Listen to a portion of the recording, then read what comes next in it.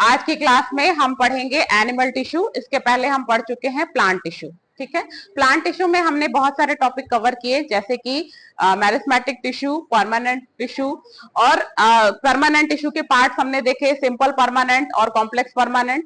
Simple permanent में भी हमने 3 पार्ट्स देखे, पैरेन्काइमा, स्क्लेरेन्काइमा और कोलेन्काइमा।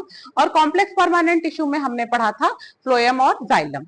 आज हम स्टार्ट कर रहे हैं एनिमल टिश्यू। एनिमल टिश्यू आपके इंट्रोडक्टरी पार्ट में मैंने बताया था, there is 4 type of animal tissue. First one is epithelial tissue, second is nervous tissue, muscular tissue and connective tissue. There is a 4 type. आपको पढ़ने हैं 4 प्रकार के animal tissue. First one is epithelial tissue, muscular tissue, connective tissue and nervous tissue. आज हम start करेंगे epithelial tissue. Epithelial tissue होते क्या हैं? देखिए, जैसे कि आप देखेंगे कि अपने बॉडी के सारे आउटर कवरिंग पे एक लेयर है, जिसे हम क्या कहते हैं? स्किन कहते हैं। ये जो स्किन है, इनका मेन काम होता है protection of your organs and protection of your body. ठीक है, तो ये जो स्किन है वो हमारी बनी हुई है एपिथेलियल टिश्यू की। आप यहां देख पा रहे होगे कवरिंग, इसके कैरेक्टरिस्टिक पढ़ते हैं हम पहले। कवरिंग और protective tissue in animal body. Animal body मतलब हमारी बॉडी के आउटर कवरिंग किसकी बनी हुई है? वो बनी है एपिथेलियल टिश्यू की। और एपिथेलियल टिश्यू के जो सेल होते हैं वो आपस में टाइटली पैक्ड होते हैं।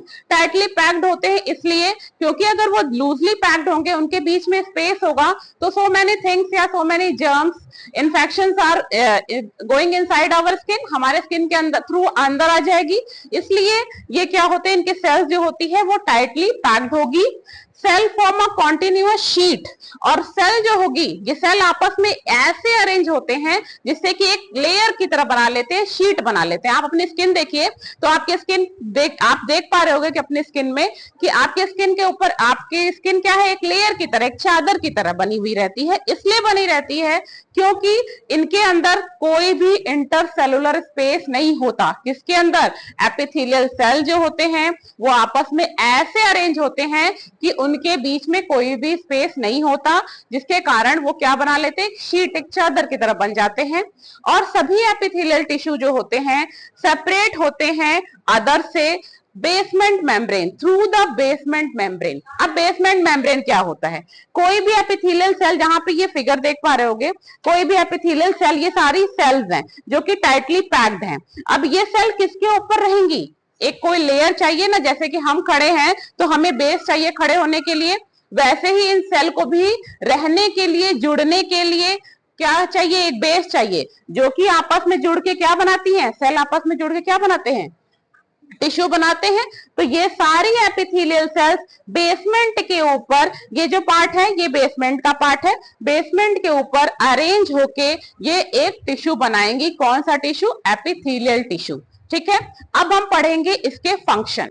आइए बच्चों, अब हम पढ़ेंगे फंक्शन ऑफ एपिथेलियल टिश्यू। ये एपिथेलियल टिश्यू का क्या काम है? अगर ये टिश्यू है हमारे बॉडी में तो इनका ये क्या फंक्शन करती है और क्या इंपॉर्टेंस है? तो जैसे कि हम जानते हैं कि स्किन है हमारी, तो स्किन क्या करेगी? प्रोटेक्शन करेगी। तो वैसे ही पूरी स्किन जो है हमारे बॉडी को प्रोटेक्ट करती है, इंजरी से बचाती है, इंफेक्शन से बचाती है। देखिए, protection of body from injury, infection and damage, हमारे बॉडी का ये प्रोटेक्शन करती है इन्फेक्शन से बचाने के लिए। अगर ये एपिथेलियल टिश्यू नहीं होते ना, तो ये क्या होते? हमारे अंदर बहुत सारे जर्म्स, बहुत सारे माइक्रो ऑर्गेनिज्म आसानी से एंटर कर जाते और हमेशा हमें क्या होता? इन्फेक्शन होता। अगर आप अपने आप को सोचिए तो अगर ये स्किन नहीं होती तो आप देखने में कैसे लगते? डरावने लगते ना, पूरा रेड रेड मसल्स दिखती। तो जैसे वो बहुत सारी मूवी में देखा है तुम लोग ने कि वो भूत वूत जो बन के आते हैं या ड्रैगन टाइप के बन के आते हैं जिनके मसल्स दिखते हैं, तो ऐसे हम सारे दिखते हैं, तो कितने अजीब से लगते हैं ना। तो ये जो स्किन है उन मसल्स का और उन वेसल्स का और उस एरिया का क्या करता है? प्रोटेक्शन करता है। Form a lining of the mouth and alimentary canal. Lining of the mouth का मतलब, अभी हमें स्किन का कवरिंग पढ़ रहे थे कि स्किन क्या करता है? हमें कवर करता है। लेकिन लाइनिंग का मतलब क्या होता है? अगर हम फूड पाइप, जिसे हम ओसोफेगस कहते हैं, उसको देखें तो अगर हम इस तरीके से अगर ये फूड पाइप बना रहे हैं, एक ट्यूब लाइक स्ट्रक्चर होता है जो कि ऊपर से बकल कैविटी से और नीचे से स्टमक से जुड़ा होता है। तो जो बकल ओसोफेगस की आउटर जो लेयर होगी, दैट इज आउटर लेयर, उसे हम कहेंगे कवरिंग। क्या कहेंगे? कवरिंग कहेंगे। और यहाँ पे जो इनर लाइनिंग होगी, इनर लेयर जो होगी, जो मैं थोड़ा ऐसे बना दे रही हूं बच्चों, इनर लाइनिंग को हम कहेंगे lining. It is also form the epithelial tissue. ये भी प्रोटेक्ट करती है। क्यों ये यहाँ पे इनर लाइनिंग बनता है? ये सोचो कि जो भी फूड हम खा रहे हैं, जो भी फूड खा रहे हैं उसको बड़े आराम से वो क्या करे, पास करे, और उस फूड से डैमेज ना हो इनके मसल्स को, इनकी कवरिंग को, इसके लिए ये लाइनिंग बनी रहती है। आप बहुत बार इतना कोल्ड ड्रिंक पीते रहते हो, अगर ये सब कवरिंग ना रहती तो आपके ऑर्गन्स क्या होते? डैमेज हो जाते। ठीक है, तो ये भी प्रोटेक्शन करता है पूरे एलिमेंट्री कैनाल और माउथ। माउथ के अंदर वाला जो पार्ट है वो सारा किसका बना हुआ है? Inner lining of the epithelial tissue. इनका मेन काम है absorption of water and nutrients. Water और न्यूट्रिएंट्स, जो भी वाटर और न्यूट्रिएंट्स एलिमेंट्री कैनाल में आपने पढ़ा है कि एब्जॉर्प्शन कहां होता है? स्मॉल इंटेस्टाइन, पता है ना? तो स्मॉल इंटेस्टाइन का अगर आप फिगर देखो तो कुछ इस तरीके से अगर स्मॉल इंटेस्टाइन बनाते हैं बच्चों, तो इस तरीके से स्मॉल इंटेस्टाइन, और आपको पता है स्मॉल इंटेस्टाइन में फिंगर लाइक प्रोजेक्शन होती है ना? That finger like projection is known as villi. ठीक है, that villi is also form the epithelial tissue, और इसका मेन काम क्या है? Absorption of water and nutrients. ये स्मॉल इंटेस्टाइन और लार्ज इंटेस्टाइन में प्रेजेंट होगा।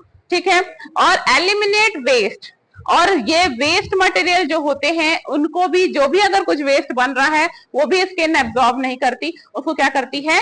एलिमिनेट कर देती है। तो that is the function of epithelial tissue. अब इसके आगे हम पढ़ेंगे different type of epithelial tissue, that is squamous epithelial tissue, cuboidal epithelial tissue and ciliated epithelial tissue. ये कहां कहां पे प्रेजेंट होते हैं इसके बाद हम ये देखेंगे। ठीक है।